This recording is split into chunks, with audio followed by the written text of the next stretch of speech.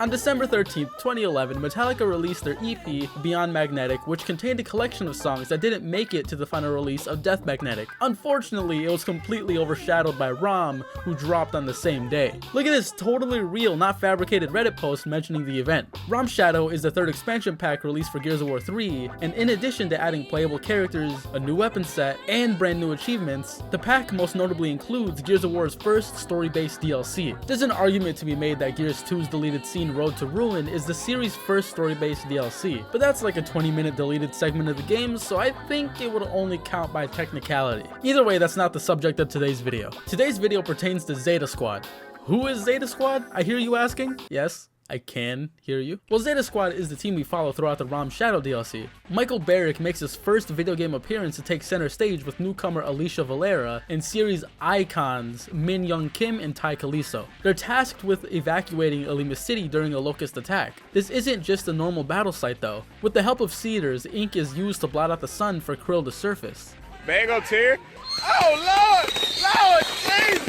Ow, Lord! In a race against time, Zeta 6 proceeds towards civilian checkpoints to rescue any remaining residents. That sounds cool and all, but damn dude, the city can't catch a break. It was also hit on E-Day and completely sunken in Gears 2. Epic hates Alima. The COG point of view is quite similar to the gameplay we're accustomed to. Since it takes place in a major city, we also have a lot more creative takes on combat scenarios. One fight that sticks out the most is a fight between Cedars at a checkpoint. Instead of calling the hammer down like you normally would or shooting mortars, you actually topple a building on top of them while fighting off drones. There's a lot of moments in this DLC that take the enemies we know and flip the interaction on its head. Tickers are fodder that take a bullet or two to blow up, but what can you do when they're crawling under square footage of desks as cover? Well, I'll tell you what you do. You gotta wait till they get in front of you and risk blowing yourself up. Look, I didn't die at this part, but it still kinda pissed me off. Later on in the game, you fight maulers with deflective shields and an elite drone with Krill control capabilities akin to RAAM. Gears 3 has quite a few enemies that require you to wait them out and strike with proper timing or target specific parts of their body.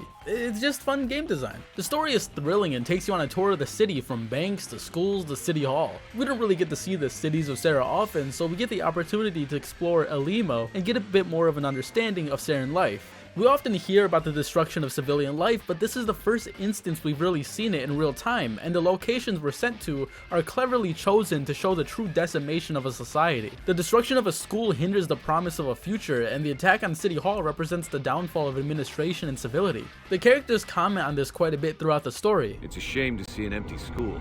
No learning, no achievement. No detention, no fights, no expulsions. Suits me fine. During my playthrough, there was one thing that really shocked me, and it's the realization that wretches may be among some of the most intelligent creatures of the Hollow. While scouring through the school looking for survivors, I made it down to the basement and the wretches ambushed me. Not only did they ambush me, mind you, but they also trapped me. They waited in the wings until we were deep enough into the basement and had the conscious thought of locking us in. Like, how would you believe that in any other circumstance? Hunting prey and ambushing them is pretty common in nature, but this is a deliberate use of surroundings to trap and kill a group of people. If you still don't see my side of things, but what if I told you that they were using the school's intercom to bait the squad into the principal's office? Barrick, do something! I haven't seen any action all day. The writing of these characters does a really good job at separating the Zeta Squad members and Delta Squad members, so it doesn't seem like we're just playing reskins of the characters that we have in the base game. Min is a by-the-book soldier, Barrick is a gruff and tough stranded turned cog, Tai is resilient and philosophical, and truthfully I'm not too sure how I'd describe Alicia. She doesn't like the underground, and she has a little brother. I don't know. But overall, these characters mesh pretty well with one another, and even have a fair amount of banter that's pleasant to hear. Honestly, I think Barrick is a breath of fresh air when it comes to the characters in the series, because he gives us a glimpse into Operation Lifeboat and his overall distaste for the COG. The COG does what it can for its people? Well, I'll tell you what the COG did for me. The COG blew up my house. The COG destroyed everything I had. And when I was stranded and had no other choices, the COG gave me a gun and sent me here to do the same thing to someone else. On the other side of the story, we follow General RAAM as he leads an elite group of locusts to summon the cedars being used to ink the sky. Playing co-op allows you to bring up to 3 friends and take control of Mauler elites and a Theron elite with a sick ass sawed off with bayonet. Your team also introduces the Tremor in his first and I'm pretty sure last appearance. His only purpose seems to be summoning the cedars, but how sick would it be to watch him swing that hammer at the Cog soldiers? I'd honestly give up one of the Maulers to play one of these guys. Gears of War 3 as a whole dives into Locust ferocity and the uniqueness of their creatures fairly well. RAAM'S held Troika could have easily been used as a primary weapon for his gameplay, but the brilliant devs at the studio decided to arm you with this iconic serrated blade as a melee and Krill as a projectile. The main draw for this DLC is obviously the RAAM gameplay, and the game gives you the utility to feel like a monster. You go around throwing cars and slamming through walls like it's nobody's business. Who's gonna tell you to stop? Krill are ready to feast at your beck and call, and the serrated blades slice through humans like butter.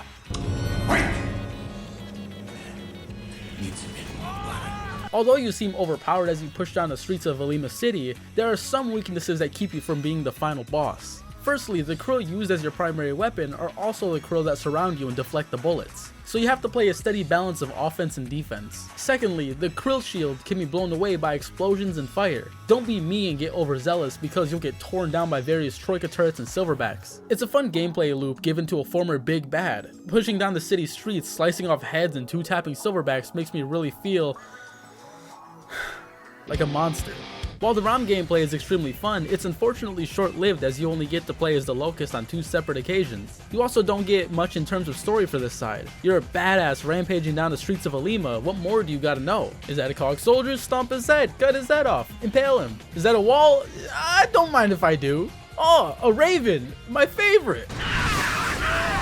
Mira is in your ear giving you tutorials and telling you to defend the Thumper, but I wish she told you a little bit more about the grand scale assault. On the Cog side, you get the time until complete blackout, so maybe it would have been too redundant to also tell the player as RAAM. Overall, I think this DLC is nuts. It adds some more to the lore of some of these characters, and it's non-stop action the entire way through. I don't usually give ratings, but this is an exception.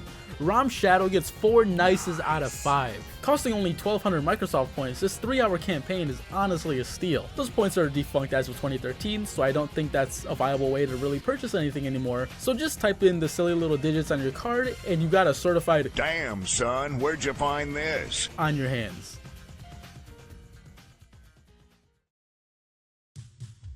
Thanks for watching the video. If you enjoyed it, remember to like and subscribe. I got channel updates to share with you guys. Recently, I've started both an X and a Blue Sky account, so no matter which app you choose, you can get updates on the channel outside of the videos. Because I fully intend on bringing way more content to the Gears community, like comics and art pieces. I just think the Gears community is so passionate about the game, and we are in a forever drought, and I don't think our community gets the love it deserves. And for that reason, I've started a Ko-fi and a channel membership, so for as little as $1, you can help support the channel and the artists I choose to work with later down the line. Again, thanks for watching the videos. I really appreciate you guys.